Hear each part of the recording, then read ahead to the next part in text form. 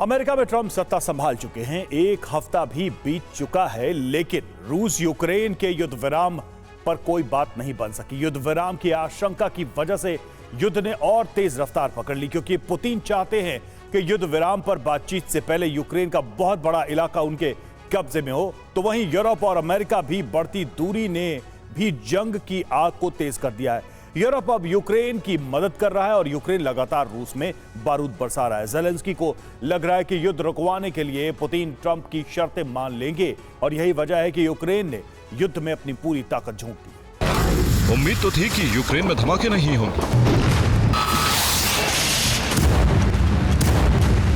रूस में ऐसी आग नहीं होगी।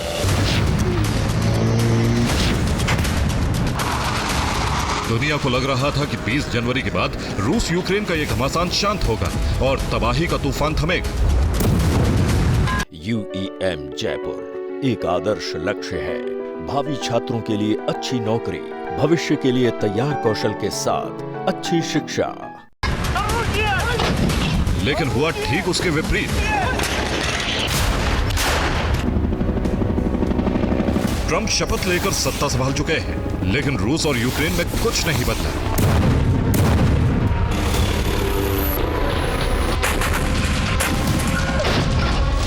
अगर बदला है तो वो है युद्ध की रफ्तार, जो पहले से बहुत तेज हो चुकी है। कुछ बदला है तो तबाही का ग्राफ, जो बहुत अधिक है।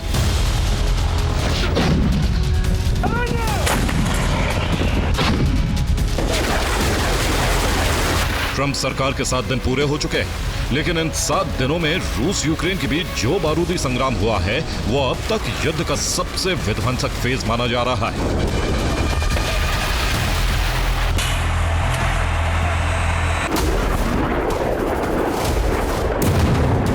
आंकड़े सुनकर आप हैरान रह जाएंगे। एक हफ्ते में रूस 1250 बम से यूक्रेन को दहला चुका है। 7 दिनों में ही रूस 750 ड्रोन हमले कर चुका है, यानी हर दिन करीब 180 बम और 107 ड्रोन से हमले हो रहे हैं।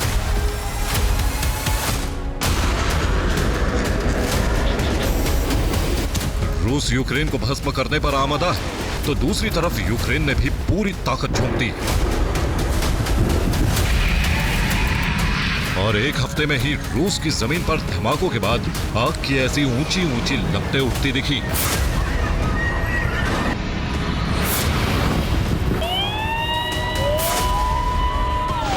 जनवरी को भी यूक्रेन के हमले जारी रहे। रेजान ऑयल रिफाइनरी पर फिर ड्रोन से हमला किया गया, तो वहीं ओयोल में रूस के एक हथियार गोदाम को भस्म कर दिया गया। इन हमलों में लाखों टन तेल जल रहा है, तो वहीं ड्रोन का बहुत बड़ा भंडार भस्म हो गया।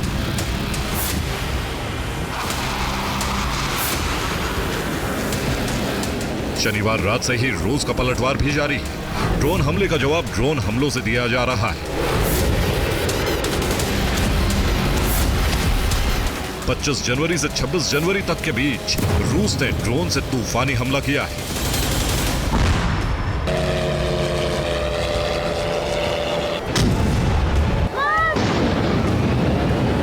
रिपोर्ट के मुताबिक रूस ने 72 ड्रोन से हमला किया। एयर डिफेंस 50 ड्रोन गिरा सकता, यानी यूक्रेन में 22 जगहों पर धमाके हुए।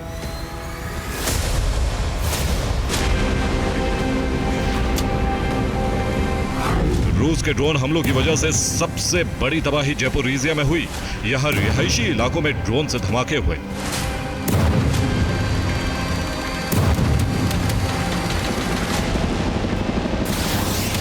हमलों के आंकड़े से साफ है कि युद्ध की रफ्तार 10 गुना तेज है, यानी जहां एक बम गिरते थे वहां अब 10 बम से हमले हो रहे हैं।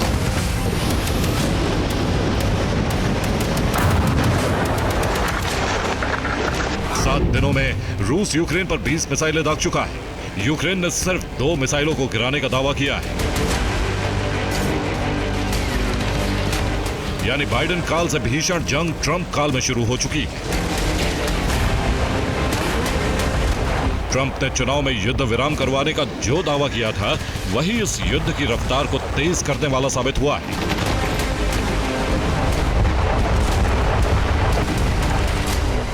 युद्ध तेज होने की 5 वजहें हैं। वजह नंबर 1, युद्ध विराम से पहले रूस अधिक से अधिक इलाके पर कब्जे की कोशिश में है। वजह नंबर 2, अमेरिका से मदद बंद होने के बाद यूरोप ने पूरी ताकत झोंक दी है।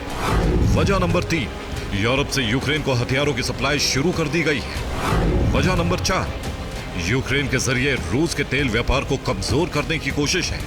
और वजह नंबर 5, यूक्रेन को डर है कि ट्रंप रूस की सभी शर्तें मान सकते हैं।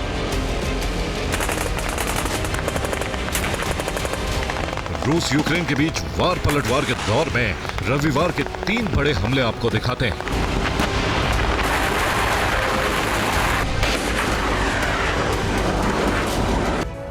और जंग की तेज रफ्तार के बीच पहला बड़ा हमला रूस में हुआ है, जहां रिजान ऑयल फैक्ट्री को यूक्रेनी ड्रोन ने दोबारा निशाना बनाया। यहां 48 घंटे के भीतर 2 बार हमले हो चुके हैं और रूस का तेल भंडार नष्ट हो रहा है। दूसरे बड़े हमले की बात करें तो ये भी रूस में हुआ। रूस के ओरेल में यूक्रेन ने एक गोदाम को निशाना बनाया। गोदाम में ईरान से खरीदे गए ड्रोन रखे गए थे। हमले में 200 शाही ड्रोन भस्म हो गए। तीसरा बड़ा हमला यूक्रेन में हुआ। डोनेस्क में लगातार जीत हासिल करने वाली रूसी सेना ने डोनेस्क के वेलेका नोवोसियोका में कब्जा कर लिया। इसके साथ ही रूस का कब्जा अभियान अब और बड़े इलाके तक फैल गया।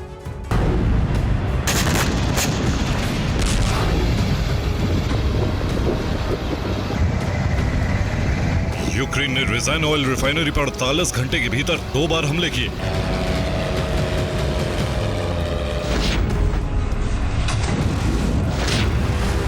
पहले हमले के बाद अलर्ट होने के बावजूद यूक्रेनी ड्रोन ऑयल रिफाइनरी तक पहुंचने में कामयाब रहा।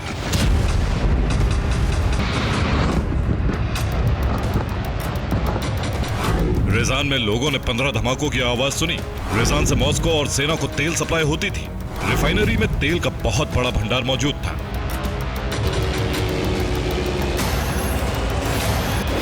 रिजान की सुरक्षा में तैनात एयर डिफेंस से 8 ड्रोन गिरा दिए गए।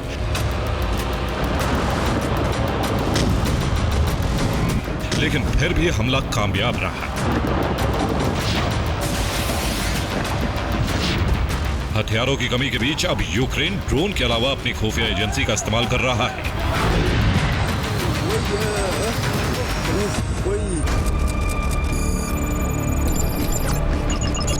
यूक्रेन के जासूस रूस में सीक्रेट तरीके से हमले कर रहे हैं। यूक्रेन के एक्सपर्ट रूस में साइबर हमले कर रहे हैं। सेना रूसी फौज पर गुरिल्ला प्रहार कर रही है।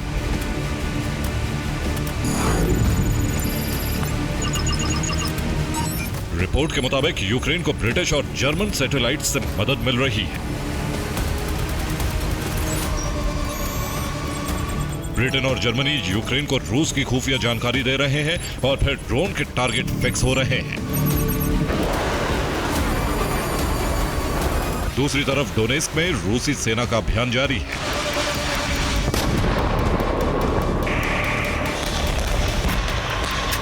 डोनेस्क में यूक्रेनी सेना सरेंडर कर रही है और रूसी फौज लगातार आगे बढ़ रही है।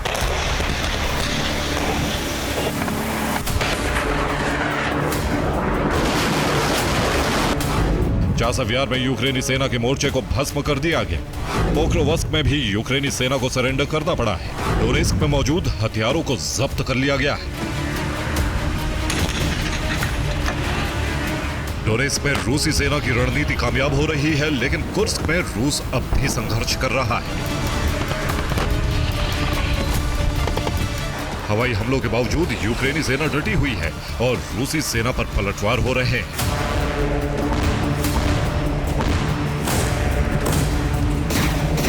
कुर्स्क में सैनिकों की कमी के बाद यूक्रेन अब लगातार ड्रोन से हमले कर रहा है।